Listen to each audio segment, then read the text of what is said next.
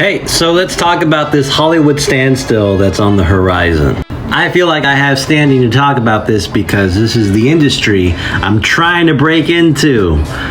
I don't know why either. So as many of you may know, the writers have been striking for a couple months now.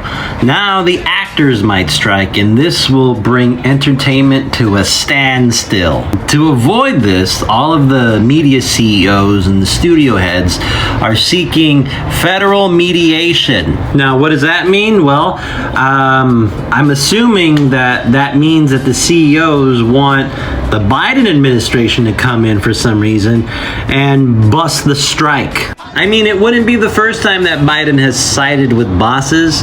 Last year, he made it illegal for railway workers to strike, and he forced them to go back to work.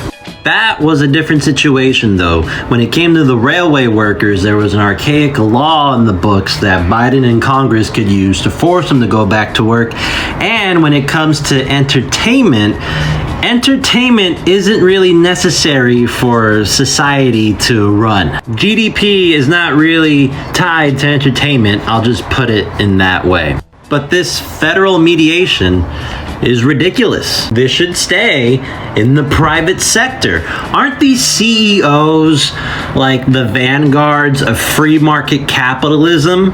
Wouldn't they want to settle this with their workers directly? Why is it that they have to call for daddy government to come and force the people to go back to work? It's ridiculous. Not only are these CEOs ridiculous hypocrites, they're also fucking psychopaths. Their plan is to apparently break the WGA. They're willing to drag this out as long as they need to, and they're depending on writers losing their apartments and their houses. Studio insiders are calling this a cruel but necessary evil. That is so goddamn cold and calculating and ruthless. I'm sure Vladimir Putin would give these CEOs a big old round of applause. All these writers want is their fair share, but instead these studios are gonna give them a one-way ticket to homelessness. And it's not just writers.